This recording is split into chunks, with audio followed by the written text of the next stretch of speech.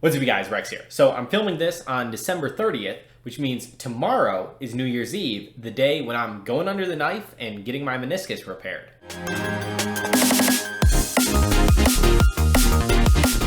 So for those of you that are new here, I'm not a doctor yet by any means, but I am a first-year medical student at Duke University. So I'm really actually kind of excited to be going under the knife tomorrow and getting my meniscus repaired because I am actually interested in going into orthopedic surgery. So it's really cool that I'm getting to see this patient perspective. So in this video, I'm going to be talking about sort of what you can expect leading up to your surgery, what my expectations are for the day of surgery, and also just sort of my general reflections and mindset going into this major operation. But I guess before we really even start getting ready for surgery, we have to look at yesterday. So today is December 29th, and so I just got my pre-surgery COVID test done, which I assume that's a thing throughout the country in these days. So if you're getting surgery in the next near future, year, couple months, I have no idea, expect that you'll have to get a COVID test beforehand. But yeah, this one was interesting. It was the nasopharyngeal swab. I don't know if you can tell, but my left eye is really watering afterwards. That's kind of interesting. It wasn't really more uncomfortable or painful, whatever, than any of my other tests. Very normal compared to all of my tests. Just my eye is watering like crazy. So if it looks like I'm crying, it's because I am crying out of my left eye. But I'm not crying because I'm sad. Life's great. Life is good. Yeah, so that's just this step of the journey. Getting my COVID test ready for Thursday. Happy New Year's. Here we come. Getting surgery to repair my meniscus. So I've had several surgeries in my life, like 5 or 4 or something like that, maybe 6. I don't know. Hard to keep track. But this is the first one where I got some presents. All right, so I got 2 things. The first, which is really weird that I got it, is my knee brace that I'll be wearing after the surgery. And so if you notice, it's in all this tamper-proof, tamper-evident packaging. So it's a package inside of a package that I'm supposed to bring this with me to the operation where they will actually open it in the OR and put it on my knee right when the surgery is done. Now, that's weird to me. Why is that my responsibility? Why did they just not have whoever is the one responsible for distributing these knee braces be done at the surgery? I was given this 2 weeks before my surgery and just told, make sure you don't forget it. That's just a very strange logistical thing that Duke has decided to do for surgeries, is give you your brace beforehand and have the responsibility be on the patient. Maybe there's some sort of making patients feel like part of their care thing going on there, but it seems really just inefficient to me that they're doing it that way. But we'll make sure to remember that tomorrow. The other thing is actually super cool to me. So I have here, and so I'll actually open them to see exactly what they are a little bit. So I have BD, it's probably the brand, Easy Scrub 107, surgical scrub, brush and sponge, 4% CGH. So the active ingredient of this surgical scrub is chlorohexidine gluconate. I have no idea what that does besides the purpose of antiseptic, but they told me to take a shower right before bed using this scrub, and it's a very intense scrub, so you don't want to use it over your face or genital area, is what I was told. And then I'm also supposed to take a shower the morning of the surgery, again with the second scrub. That's why I have 2.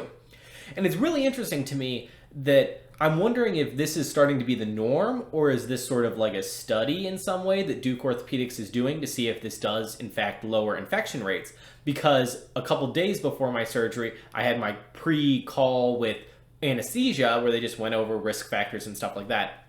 And they told me, make sure you take a shower the night before with a really good soap like Dial or some other antibacterial soap. So I had to tell them, oh, I actually got these scrubs. And they were like, oh, that's really cool. So they didn't actually know about it. So it's not necessarily the norm even at all of Duke. So if any of you had recently had surgery, I'd love to hear in the comments down below if you were given a very special surgical scrub to use the night before and morning of your surgery, or maybe this is just a very unique Duke Orthopedics thing, or maybe it's just my specific doctor is doing a study. Who knows? But that was really interesting to me. And so then the other things I have to remember, which is sort of the norm for any surgery whatsoever, is I can't eat past midnight is usually the standard of you don't eat after midnight. And then they said I can only drink clear liquids, which for me, I always thought clear liquids in the sense of surgery was just water, but they actually said it was basically anything besides milk or cream kind of thing. So I could have like coffee or juice or water or even soda, they said. So make sure you actually take the advice of a real healthcare professional and not some very new trainee professional that maybe it's more than just water, but I'm planning to not really need to drink afterwards. And then they said, do stop drinking liquids, I think like 2 hours before, 1 hour before I'm supposed to arrive. And I know the main reason for not having you eat or drink before the surgery is because sometimes anesthesia can cause nausea or vomiting, which they're trying to avoid, obviously, because that would be inconvenient in the middle of your surgery or just uncomfortable for you when you wake up. So don't eat or drink before your surgery. That's sort of just the standard. Obviously, take the advice of the actual medical professionals providing for your care if you're getting surgery rather than random guy on the internet. And so as far as what I can expect on the day of my surgery, or maybe what you can expect in general if you're getting surgery. So they'll give you a time to arrive, and that's not going to be like exactly when your surgery starts. So for me, I'm supposed to arrive at 8 a.m. and my actual operation is supposed to start at 9:45. So there's going to be a good amount of time where I'm directed to different places. They're probably going to ask me a bunch of questions, and they'll probably actually start the anesthesia and getting me to fall asleep so I'm not awake for my surgery a good time before the surgery. And it's probably scheduled out where 9:45 is probably like when the doctor is expecting to walk in the operating room. I'm all set, I'm under anesthesia, all prepped, ready to go. And so I don't know exactly what time I'll actually be under anesthesia starting at. I'm guessing maybe around 9 o'clock or something like that, or maybe it could be as early as like 8:30, and they have to have time to probably shave the hair on my leg and make sure it's all disinfected and antiseptic and as real sterilized as possible, and have some surgical drapes, whatever it is they do. I'm very curious to see how much I will be aware of anything they do, if they start that while I'm awake or not. So that's really going to be a learning experience for me, but expect if you're getting surgery, you'll have to be there a long time beforehand.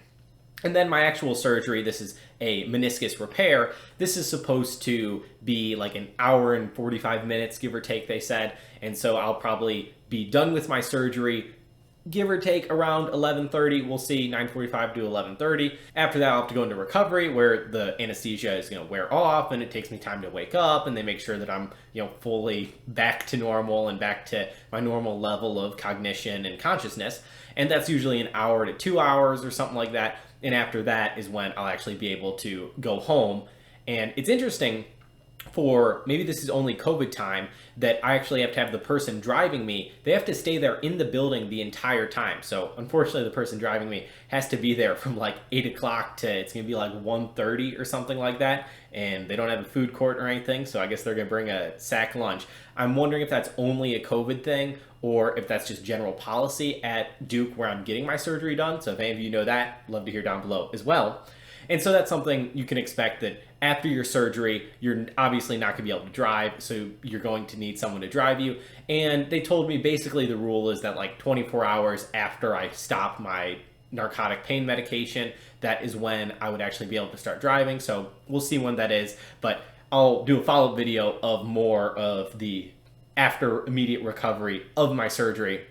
We'll see what that's like. I know normally I'm supposed to have my first PT appointment the day after my surgery. Since the day after my surgery is a holiday, New Year's Day, I'll actually not have it until that following Monday on January 4th. So I have a little bit of time, but I'm sure I'll come out with a video talking about that experience of my surgery. So make sure you subscribe, hit the notification bell if you want to catch that video.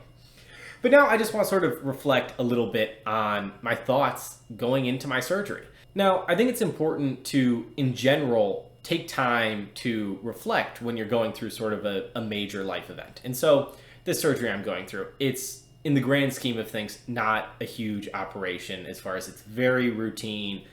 This doctor probably does multiple hundreds of these a year, something crazy like that. So it's going to be in and out all in all. But I'm still going under general anesthesia, and that's a real thing. And with that, I think it's very normal if you're undergoing surgery to have some fears with that, and that it is sort of scary, and there always is that like little bit of fear of, oh, what if I don't wake up or something like that. And so my main advice for you if you're having a surgery coming up is to take time and really acknowledge that and really like name that emotion and be honest. And if you have someone close to you that you can share that with, say that like, yeah, I actually am feeling afraid, or I am scared. I'm scared that I won't wake up. And then after you do that, I think it's important to sort of like demand proof of that feeling and understand like, why am I feeling that way? And really look at that like, yeah, there is a 1 in a million chance that there would be something that would go wrong. And so acknowledge that, yeah, it is a possibility, but that doesn't mean it's something I really have to be thinking about. Additionally, I think it's really important when you have those fears is to demand of that feeling of, is this something I can actually do anything about? And so in the case of getting a surgery, you really can say, all right, I'm going to not go through with this surgery, or I'm going to go through with this surgery. And so once you've decided at this point you're going through with the surgery, it's not really worth the brain effort and stress to really focus on the dangerous things you can't control. You have to always focus on what you can control. And so you need to focus on getting a good night's sleep beforehand and focus on just not eating, taking your showers, and the things that you can control. And understand that there's always going to be things you can't control in life, and sometimes those things are scary, but that's okay. You have to trust that you have awesome medical professionals around you, you have a great care team, you have people there to support you, and understand that your feelings are totally normal. So any sort of worry or stress or concern you have, that's perfectly normal. Other people go through that all the time.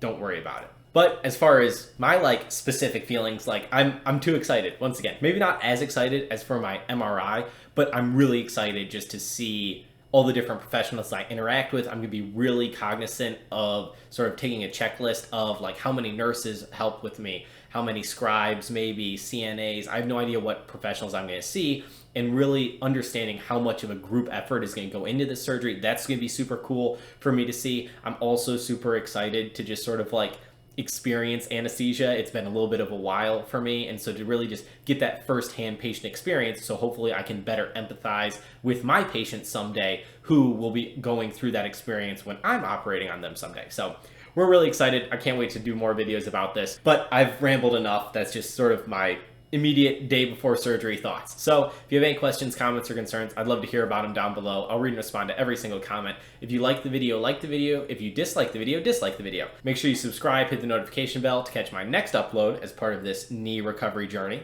And as always, don't be ordinary, go be great.